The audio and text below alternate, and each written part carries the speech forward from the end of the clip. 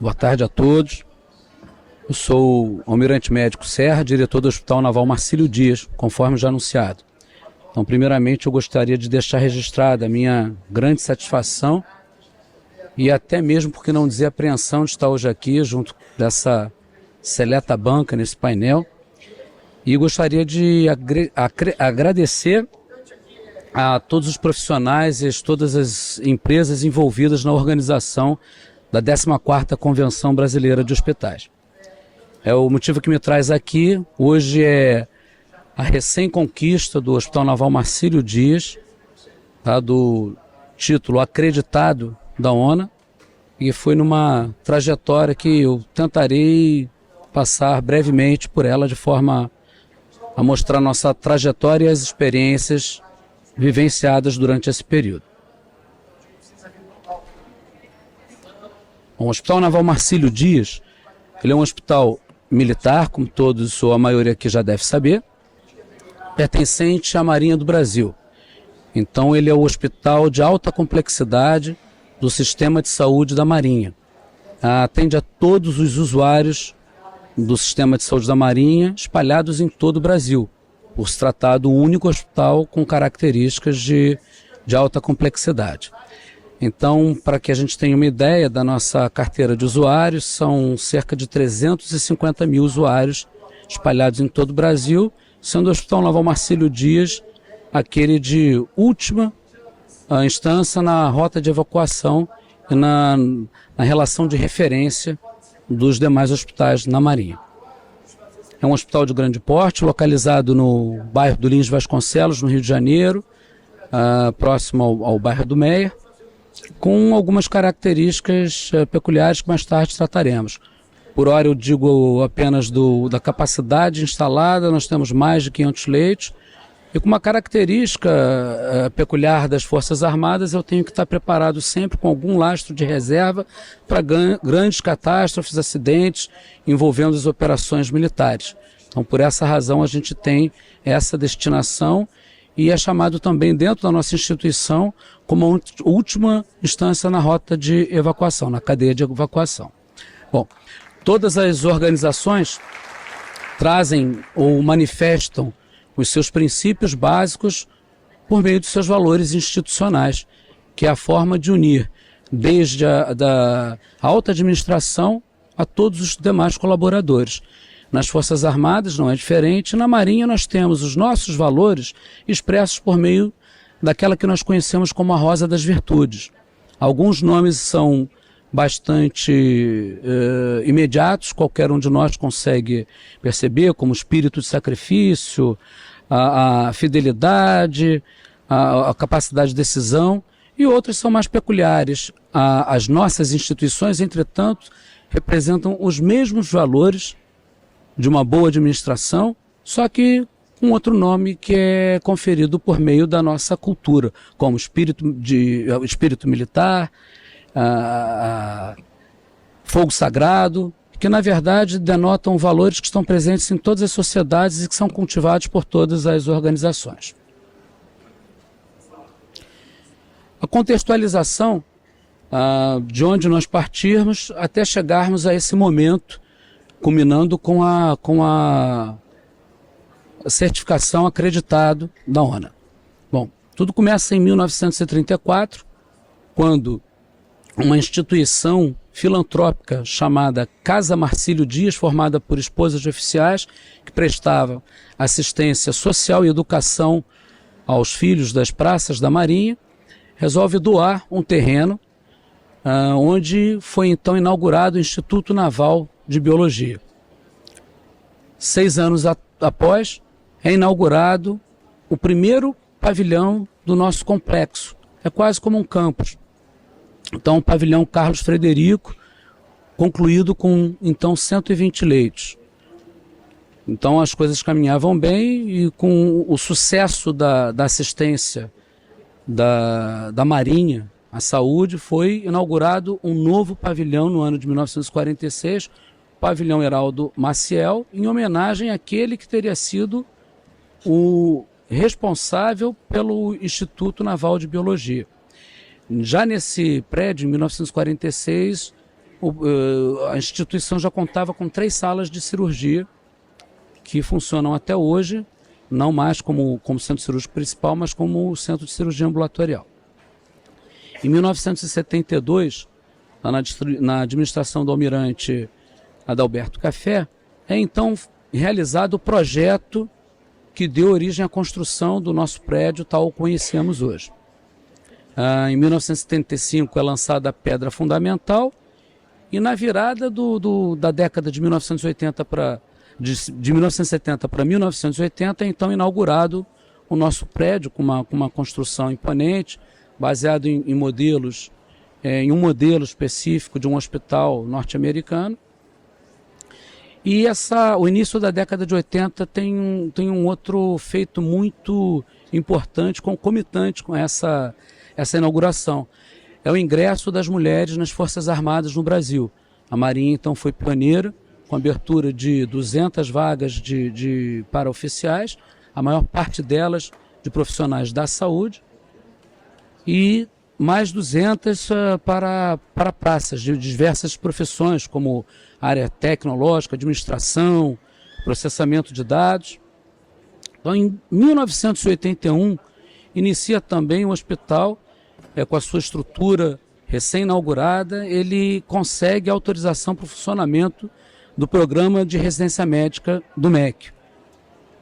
Então, a gente dá um salto aí na história, passa para o ano de 2009, quando é então inaugurado o Instituto de Pesquisas Biomédicas do Hospital Naval Marcílio Dias. No ano de 2012, o hospital é elevado à condição de instituição científica e tecnológica de inovação. Em 2014, a gente passa a contar com uma unidade de transplante de medula óssea.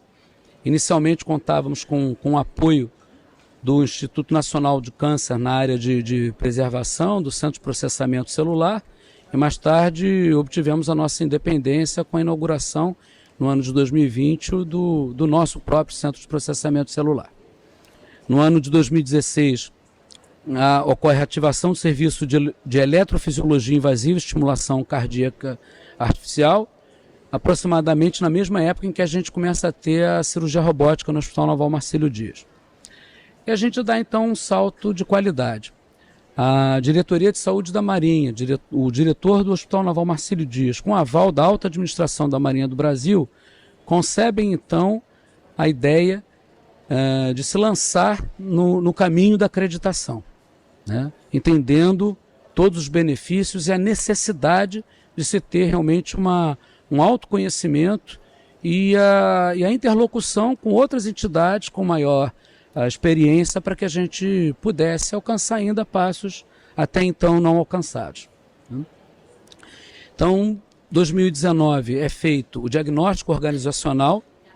Para isso nós fizemos um processo seletivo de empresas e acabando tendo a satisfação de conhecer o Grupo IBS, que foi a nossa instituição educadora e por meio da qual obtivemos a certificação. Então, em 2019 recebemos o diagnóstico organizacional e automaticamente ingressando ato contínuo no programa de educação. Início de 2020, vem a pandemia e tudo passa a acontecer em função da grande crise de saúde internacional. Então tentamos por 2 vezes retomar o processo da educação, mas finalmente conseguindo apenas no ano de 2022. E, bom, durante esse período muitas idas e vindas, mas 2022 foi um ano realmente decisivo para essa conquista. Naquela ocasião eu era o vice-diretor do hospital, então pude acompanhar de perto o trabalho de todos os profissionais do hospital e daqueles que nos auxiliavam na conquista dessa acreditação. Agora, em junho de 2023, finalmente recebemos da Organização Nacional de Acreditação a certificação almejada.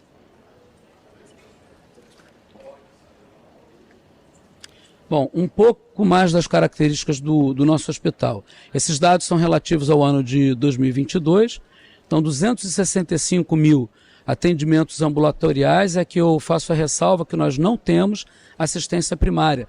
Não é a missão e o propósito do Hospital Naval Marcílio Dias.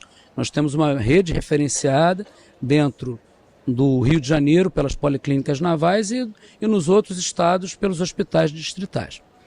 Com aproximadamente 13 mil cirurgias ou procedimentos invasivos por ano, mais de 2 milhões e 700 mil exames laboratoriais, 1.160 partos, quase 20 mil internações e cerca de 45 mil atendimentos de emergência. É um hospital, como se pode ver pelos números, bastante movimentado. A nossa força de trabalho conta com aproximadamente 4 mil pessoas, sendo próximo a 3 mil compostos por profissionais da atividade fim, tanto militares como civis servidores federais. Algumas peculiaridades. Como eu falei em terceirização, nós temos nós temos limitações por força de lei. Como em outras instituições, nós não podemos terceirizar nenhum profissional da atividade fim. Então, são terceirizados recepção, cooperagem, conservação, hotelaria, manutenção, o que totaliza em cerca de 1.000 profissionais. Na parte de aquisição de materiais e serviços, nós também temos todo um regramento. O acatamento irrestrito ao princípio da legalidade, impessoalidade, moralidade, tá, da publicidade e da economicidade. Então, todos aqueles ditames legais norteiam e a gente segue com rigor da lei.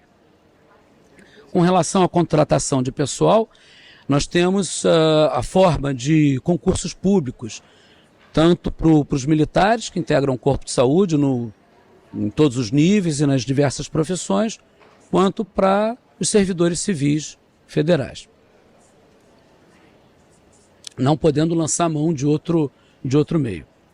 Bom, aqui então a gente tem listados de uma maneira bem sumária alguns dos desafios encontrados. Como já mencionado, a pandemia de Covid-19 interrompeu o processo por pelo menos 2 vezes, formalmente 2 vezes, mas dentro de alguns outros momentos a gente precisava alterar por completo o fluxo dentro do hospital. Então, para ilustrar aqui, a nossa unidade coronariana mudou de lugar cerca de 7 vezes, com algumas vezes dividindo os pacientes em locais totalmente diferentes, porque era proibitivo o cruzamento de fluxos de profissionais, pacientes e terceirizados entre as áreas Covid e não Covid. Então isso causou um impacto bastante importante no nosso processo. Mudanças robustas no manual da ONA. Nós começamos o nosso processo de educação pelo manual de 2018. E nós só conseguimos retomar o processo no ano de 2022, quando já havia sido liberado uma nova edição do manual. E nos foi dada a informação, olha, o tempo é o tempo que se tem e agora vocês vão responder pelo manual da ONU, que trazia realmente alterações importantes, robustas, bastante salutares, mas que alterava por completo a nossa programação. E a gente encarou o desafio e seguiu em frente. É claro que com a ajuda do nosso time de educadores. A migração do sistema de prontuário eletrônico. Nós tínhamos um sistema de prontuário eletrônico que datava de 1994. Já estava entrando em obsolescência, não trazia algumas informações gerenciais importantes. E nós, durante o procedimento, convivemos também com a implantação de um outro prontuário online com várias outras características, né? A maturidade institucional ela é realmente algo que depende de cultura. Então a gente, da noite para o dia, ingressar numa empreitada dessa com pouco tempo e com algumas mudanças importantes estruturais acontecendo ao nosso redor, era um grande desafio a ser vencido.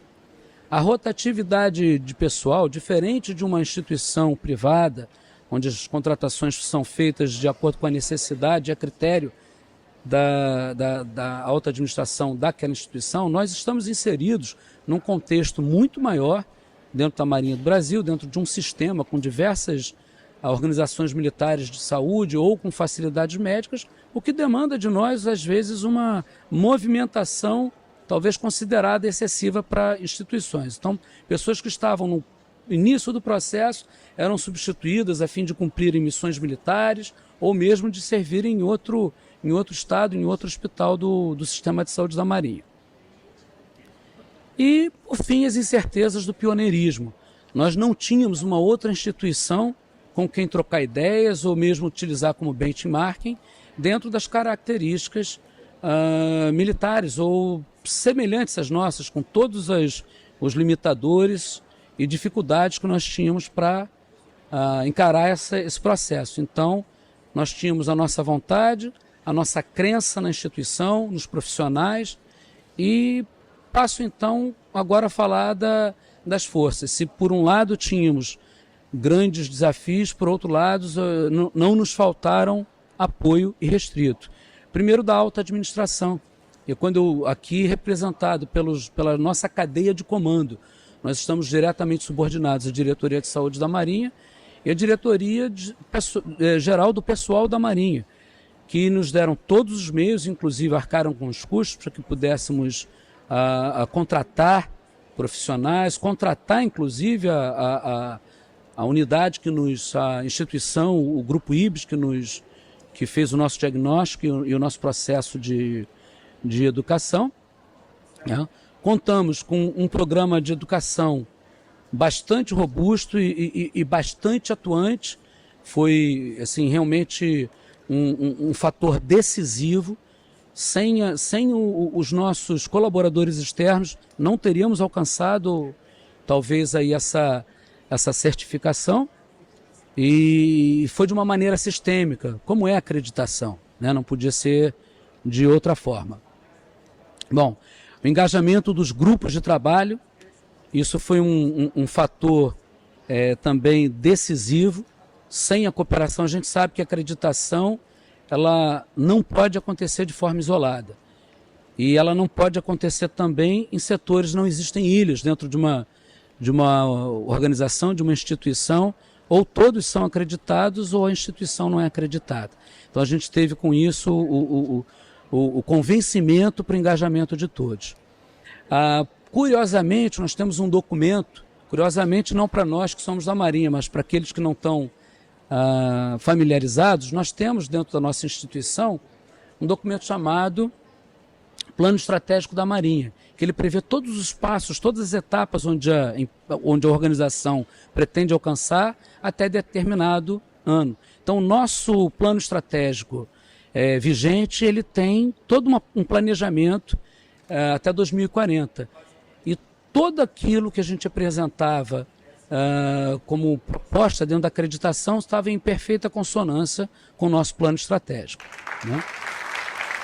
Um escritório de qualidade bastante atuante, nós tivemos a sorte aí de profissionais engajados.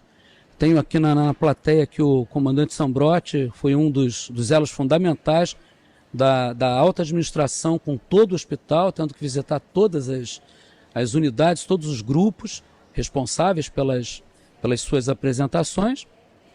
E, por fim, eu ressalto aqui valores da nossa rosa de virtudes, espírito militar e disciplina, que nada mais é do que aquilo que nós todos conhecemos na sociedade como a vontade de fazer o certo, porque é o certo, e a disciplina de seguir as etapas necessárias para que a gente alcance o efeito desejado. Bom, como considerações finais, a gente partiu das incertezas de um início, realmente estávamos tateando no escuro, mas durante o processo nós percebemos os ganhos visíveis. Um deles que é notável é a comunicação, como foi favorecida a comunicação entre todos os setores do hospital. E eu digo isso porque é mais fácil quando a gente fala para um profissional de saúde É muito mais fácil o intercâmbio de informações entre profissionais de saúde, mas nós precisamos ir muito além. Então, o setor administrativo e de apoio foi completamente integrado, entendendo as nossas necessidades e fazendo tudo funcionar, né? O apoio do Grupo IBS foi fundamental, sem o qual a gente não teria alcançado essa etapa, né? O desenvolvimento de uma cultura nova para a gente tinha os nossos valores, mas essa cultura da qualidade era basicamente tudo novidade para a gente. E, por fim, eu diria que nós estamos muito felizes por integrar um seleto grupo de hospitais acreditados no país. Tá? Era o que eu tinha para dizer. Muito obrigado.